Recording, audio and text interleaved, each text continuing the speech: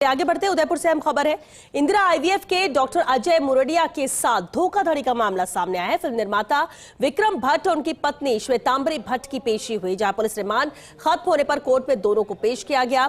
16 दिसंबर तक न्यायालय ने पुलिस अभिरक्षा में इन दोनों को भेजा था, यानी 16 दिसंबर आज की तारीख तक वो पुलिस रिमांड पर दोनों थे।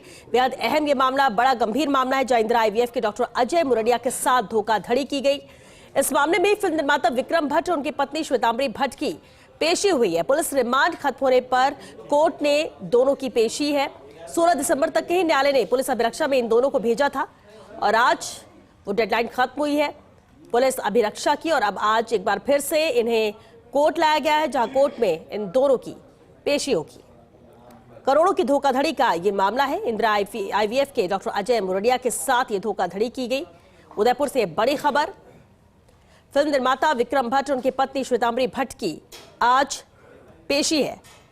पुलिस अभिरक्षा में इन दोनों को भेजा गया था 16 दिसंबर तक, और आज फिर इन्हें कोर्ट में पेश किया जाएगा।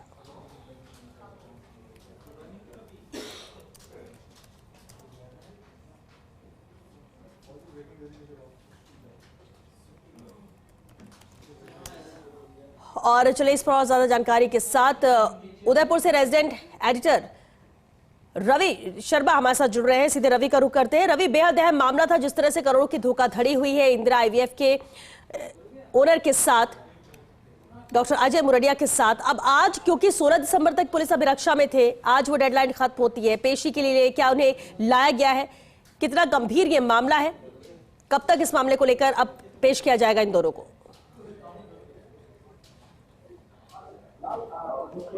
बिल्कुल, देखिए श्वेता, मैं आपको बता दूं, जो भट्ट दंपत्ति हैं, यानी कि फिल्म निर्माता विक्रम भट्ट और उनकी पत्नी श्वेतांबरी भट्ट, दोनों को अभी कुछ देर पहले ही उदयपुर पुलिस जो है वो यहाँ पर न्यायालय में लेकर पहुंची है। चूंकि 16 तारीख तक वो पुलिस अभिरक्षा में भेजे गए थे, पुलिस रिमांड पर थे, तो इस अवधि में पुलिस ने जो भी उनका जो इंट्रोगेशन नोट जो है, जो भी तथ्य जुटाए हैं, उनसे न्यायालय को रूबरू कराएगी पुलिस। उनके न्यायालय के समक्ष वो तमाम जो इंट्रोगेशन नोट है वो रखा जाएगा। और चूंकि ये पूरा मामला जो है हाईकोर्ट की निगरानी में भी है, कल हाईकोर्ट में भी इस मामले को लेकर जो है सुनवाई हुई थी, जो कि अभी तक फैसला जो है वो सुरक्षित रखा है। और दूसरी तरफ आज जो है, चूंकि इनका भट्ट दंपति का जो पुलिस रिमांड था वो आज खत्म हुआ है, तो अभी न्यायालय में उनको पेश किया गया है। इससे पहले भट्ट दंपति का, यानी कि विक्रम भट्ट और उनकी पत्नी श्वेतांबरी भट्ट, दोनों का मेडिकल कराया गया।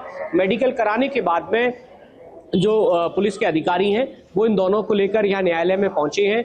अभी न्यायालय में उनकी पेशी हो रही है और इसके बाद में जो है आगामी घंटों में पता चलेगा कि न्यायालय इस पूरे मामले में अब आगे क्या रुख अपनाता है। लेकिन इससे पहले पुलिस ने जो करीब 7 दिन का पुलिस रिमांड जो है पहले मांगा था, उस 7 दिन की अवधि में पुलिस ने जो भी तथ्य जुटाए हैं, इस दौरान पुलिस की टीम मुंबई भी गई, वहां से कुछ जो इलेक्ट्रॉनिक गैजेट्स जो हैं उनको बरामद किया, और इनका जो ऑफिस है वहां से कुछ जो तथ्य और जो कागजात है वो जुटाए हैं। तो इस पूरे मामले का, इसमें जो आरोप है, जो एलिगेशन है करीब 30 करोड़ की धोखाधड़ी के, उन सभी तथ्यों को पुलिस ने वेरीफाई किया है कि किस तरीके से ये धोखाधड़ी अंजाम दी गई।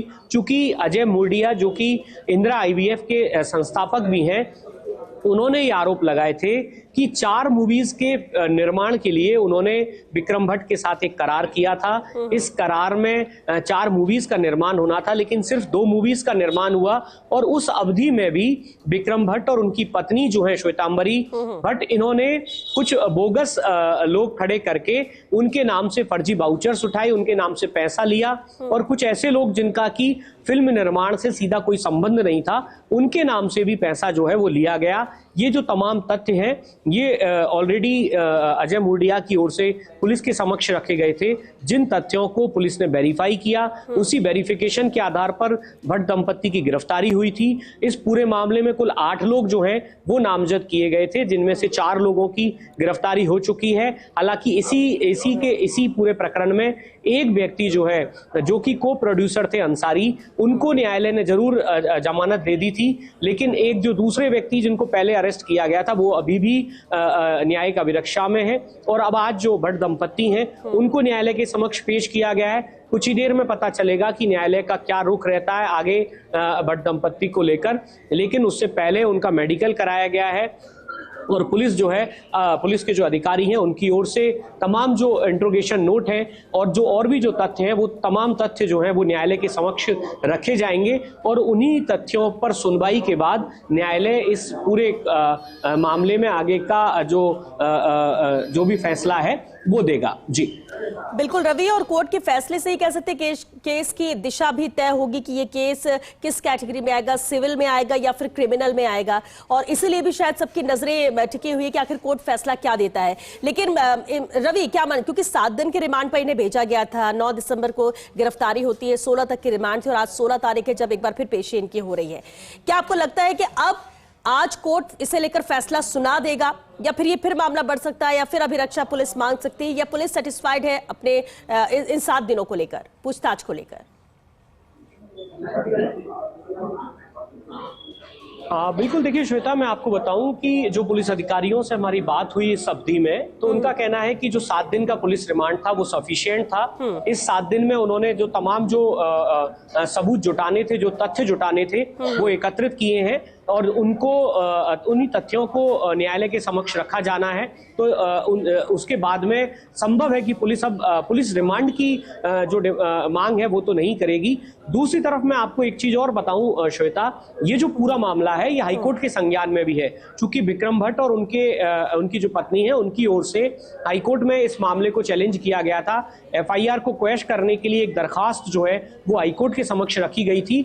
उसी के चलते कल जो है एक सुनवाई हाईकोर्ट में, जब इस मामले की सुनवाई हुई थी 15 तारीख को, हाईकोर्ट ने आईजी, एसपी और जो आईयू हैं इस पूरे मामले के, उन तीनों को जो है तलब किया था, जिसमें कि कल आईजी और एसपी जो है वो बीसी के जरिए और माफ कीजिएगा आईओ भी बीसी के जरिए जुड़े और तमाम जो तथ्य हैं उनकी तरफ से भी रखे गए। और आज जो है जो हमारे पास जानकारी है, इस मामले के जो आईओ हैं छगन राजपुरोहित, वो आज जोधपुर गए हैं और वहां पर जो भी तमाम जो लिखित में जो एफिडेविट है और जो तथ्य जो हैं उनको हाईकोर्ट के समक्ष रखा जाएगा। हाईकोर्ट ने कल इस मामले में सुनवाई की थी लेकिन अपना जो फैसला है वो सुरक्षित रखा था। इसी दौरान आज जो है चूंकि इनकी भट्ट दंपत्ति की रिमांड अवधि जो है वो पूरी हो चुकी है, आज उनको यहाँ पर इस कोर्ट में पेश किया गया है। कुल मिलाकर अभी जो भट्ट दंपत्ति की ओर से जो न्यायालय हाईकोर्ट में जो मामला रखा गया था वो इस बात को लेकर उनका ज्यादा जोर था कि ये पूरा मामला जो है ये क्रिमिनल ऑफेंस ना होकर सिविल नेचर का है और इसमें जो प्रक्रिया है वो सिविल नेचर वाले मामलों की तरह ही अपनाई जानी चाहिए थी। जबकि पुलिस ने इस पूरे मामले में परिवाद लेकर 8-10 दिन में उस परिवाद को इन्वेस्टिगेट किया था और उसके बाद 2 लोग जो हैं, जो को प्रोड्यूसर और एक और जो आरोपी था उसको पहले अरेस्ट किया और उसके बाद उन्हीं से पूछताछ के आधार पर भट्ट दंपत्ति यानी कि विक्रम भट्ट और उनकी पत्नी श्वेतांबरी भट्ट को जो है पुलिस ने मुंबई से अरेस्ट किया था। अभी इस पूरे मामले में 4 लोग और हैं जिनकी गिरफ्तारी होनी बाकी है। इस पूरे मामले में सबसे जो अहम कड़ी है दिनेश कटारिया, वो अभी भी फरार हैं, उनको पुलिस अभी तक गिरफ्तार नहीं कर पाई। तो लेकिन उससे पहले ये जो तमाम जो चीजें हुई हैं, न्यायालय के समक्ष जो भी तथ्य रखे गए हैं, अब न्यायालय जो है विधि संगत जो इसमें एक्शन आगे का तय करेंगे कि किस तरीके से। और आज हाईकोर्ट में भी उदयपुर पुलिस की ओर से लिखित में अपना जो एफिडेविट है वो दिया जा रहा है। तो ये जो तमाम चीजें हैं उसके बाद हाईकोर्ट का क्या रुख रहता है और अभी यहाँ जो उदयपुर कोर्ट में इनकी जो पेशी हुई है इसके बाद क्या रुख रहता है, ये तमाम चीजें अभी थोड़ी देर में क्लियर आउट हो जाएंगी। जी बिल्कुल रवि, विस्तार से आपने इस मामले को लेकर बताया और मामला बड़ा भी है, गंभीर भी है, अहम इसलिए भी कि इंतजार हो रहा है कि आखिर इसमें फैसला क्या दिया जाता है। नजर आप बनाकर रखिएगा रवि, वापस आपका रुख करेंगे और इससे लेकर कोर्ट का क्या रुख रहता है वो भी आपसे जानेंगे। फिलहाल के लिए शुक्रिया आपका इस पूरी जानकारी के लिए।